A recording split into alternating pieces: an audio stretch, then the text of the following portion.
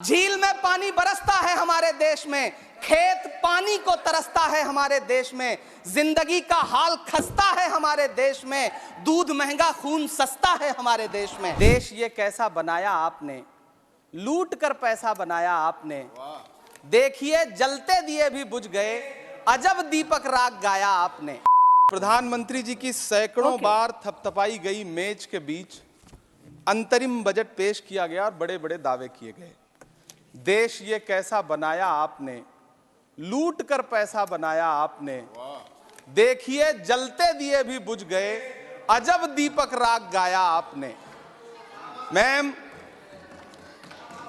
पूरा सदन अमृत काल के बजट की चर्चा कर रहा है, मैं तो गरीबों की रोटी और दाल के बजट की चर्चा करूंगा। तुम्हारी फाइलों में गांव का मौसम गुलाबी है, मगर ये आंकड़े झूठे हैं, ये दावा किताबी है। मैं इस बजट को अमीरों का अमीरों के लिए पेश किया गया बजट कहूंगा। इसमें गरीबों के लिए कुछ है ही नहीं। नौकरी मांगने वाले नौजवानों पर लाठियां बरसाने वालों, आपने इस बजट में युवाओं को क्या दिया? आपने पुरानी पेंशन बहाली की मांग करने वालों को क्या दिया? सालों से अपने लिए छत तलाश रहे लोगों को आपने इस बजट में क्या दिया? और फिर आपको पूरी उम्मीद है कि पूरा देश आपके इस पेश किए गए बजट पे लहालोट हो जाए, तालियां पीटे, मंगल गान गाए। कैसे संभव है? मैं सदन में खड़ा होकर के इस बजट पे चर्चा करते हुए कहना चाहता हूं कि इस बजट में फुटपाथ पर रहने वाले, छप्परों में रहने वाले, झुग्गियों में रहने वालों के लिए क्या है, उनके लिए क्या है जो प्रधानमंत्री के किए गए वायदों की बाट जोह रहे हैं। हर साल फरवरी की खूबसूरत सुबह और सजी हुई संसद से बरसते हुए झूठे वायदों की जवाबदेही कौन तय करेगा? कौन बताएगा कि 2022 में प्रधानमंत्री जी जो सबको पक्का मकान देने वाला वायदा किए थे उसका क्या हुआ? लोगों के सरों पर छत देने वाले प्रधानमंत्री जी के जुमलों से अलग उन्हें यह क्यों नहीं दिखता कि राज्यों में बैठे हुए उनके नुमाइंदे लोगों के सरों की छतें उजाड़ रहे हैं? उत्तर प्रदेश हो, असम हो, जम्मू कश्मीर हो, मध्य प्रदेश हो, भाजपा शासित राज्यों के बुलडोजर न सिर्फ लोगों के घरों को उजाड़ रहे हैं बल्कि कुचल रहे हैं लोकतंत्र को, संविधान को, अदालतों के मेयार को। मैम, मैं आंकड़ों की बाजीगरी से अलग हट करके इस बजट पर एक बात कहना चाहता हूं। आंकड़े तो ऐसे हैं इस बजट के, ये कह रहे हैं 4 करोड़, वित्त मंत्री जी 3 करोड़ कहती हैं, प्रधानमंत्री जी 4 करोड़ कहते हैं। पहले तो आप इस झूठ में ही आपस में ही सलट लीजिए कि 4 करोड़ सही है या 3 करोड़ सही है। मैं आंकड़े तो ऐसे हैं इस बजट के मैम कि जो सुने वो बस पथराई आंखें लेकर किंग कर्तव्य विमूढ़ हो जाए। लेकिन झील में पानी बरसता है हमारे देश में, झील में पानी बरसता है हमारे देश में, खेत पानी को तरसता है हमारे देश में, जिंदगी का हाल खस्ता है हमारे देश में, दूध महंगा खून सस्ता है हमारे देश में। मैम, रोजगार, महंगाई, किसान, मनरेगा, पेट्रोल डीजल के दाम, गैस सिलेंडर के दाम, फसलों की एमएसपी की गारंटी, इन सब जन सरोकार की बातों से इस बजट का कोई लेना देना नहीं। हमारे ट्रेजरी बेंच के साथी हंगामा कर रहे हैं। मैं तो कहना चाहता हूं मैम, वो एक बार इनके एक नेता एक गांव में गए और उन्होंने गांव में कहा कि गांव वालों आओ, मैं तुम्हारी समस्याएं समाप्त करना चाहता हूं। गांव वाले इकट्ठा हो गए। नेताजी ने गांव वालों से कहा बताओ तुम्हारी 2 समस्याएं बताओ, मैं दोनों समस्याओं का यहीं पे समाधान करूंगा। तो गांव वालों ने कहा साहब हमारी पहली समस्या है कि हमारे यहाँ कोई हॉस्पिटल नहीं है।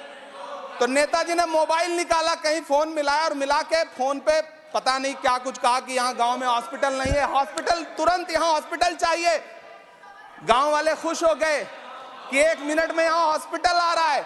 अगली समस्या के बारे में उन्होंने, नेताजी ने गांव वालों से कहा कि मैंने आपकी पहली समस्या समाप्त कर दी, दूसरी समस्या बताओ। तो गांव वालों ने कहा साहब इस गांव में कोई भी मोबाइल का नेटवर्क ही नहीं है।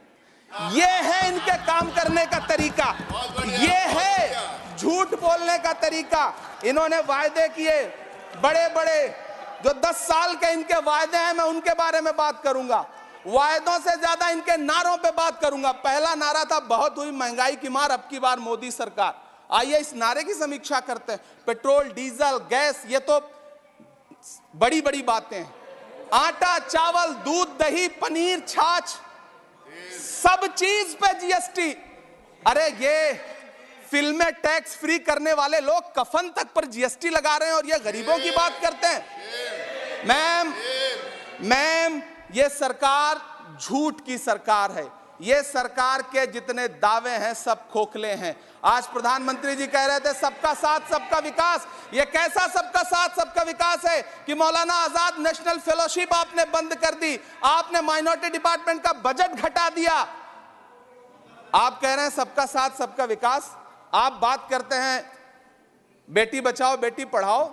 हमारी आंखें हाथरस से लेकर कठुआ से लेकर के और देश की जंतर मंतर की सड़क वो देख रहे हैं जब हमारी ओलंपिक पदक लाने वाली बेटियों को प्रधानमंत्री की चौखट पे अपना मेडल रख देना पड़ रहा है। इससे शर्मनाक क्या हो सकता है।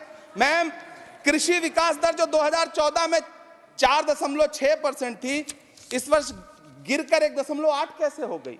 क्यों हर दिन 31 किसान आत्महत्या करने को मजबूर हैं? ये सरकार उन पर क्यों बात नहीं करती? कीमत तो बहुत बढ़ गई शहरों में धान की, लेकिन विदा ना हो सकी बेटी किसान की। मौका मिला तो लोगों ने कुर्सी के वास्ते तस्वीर ही बिगाड़ दी हिंदुस्तान की और आज बड़ी बड़ी बातें कर रहे हैं। मैं यहां पर आपसे खड़ा होकर के मैं अंत में इतना कहना चाह रहा हूं कि वित्त मंत्री जी ने बजट में ट्रेनों के डिब्बे को वंदे भारत कोच में बदलने का एक प्रस्ताव रखा अपने भाषण में। ठीक है, ये सुनने में कानों को बहुत अच्छा लगता है, लेकिन मैम ये सरकार ट्रेनों की सुरक्षा के बुनियादी मुद्दों पर एक शब्द नहीं बोलना चाहती। बालासोर हादसे में घायल हुए लोगों की चिता की राख अभी तक ठंडी नहीं हुई है।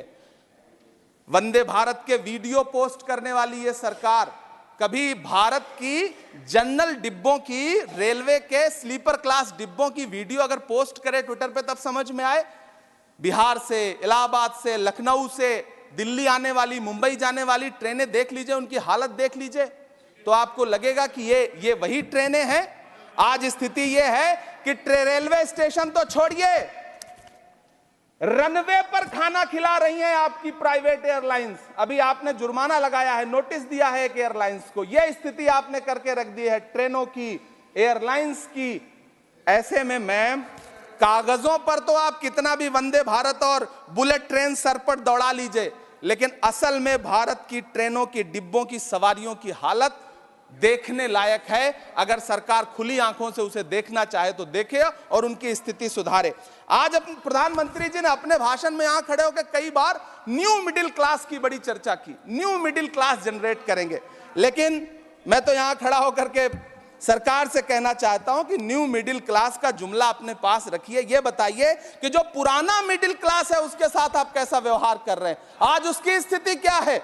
आप अमीरों के कर्जे माफ कर रहे हैं, उद्योगपतियों के कर्जे माफ कर रहे हैं, और यहां स्थिति यह हो गई है कि जो मिडिल क्लास, उसकी जो रोजमर्रा की जरूरत की चीजें हैं उस तक पर आपने जीएसटी लगा रखी है। आप फिल्में टैक्स फ्री करते हैं, लेकिन स्टूडेंट्स के प्रतियोगी परीक्षाओं के फॉर्म की फीस नहीं माफ कर सकते।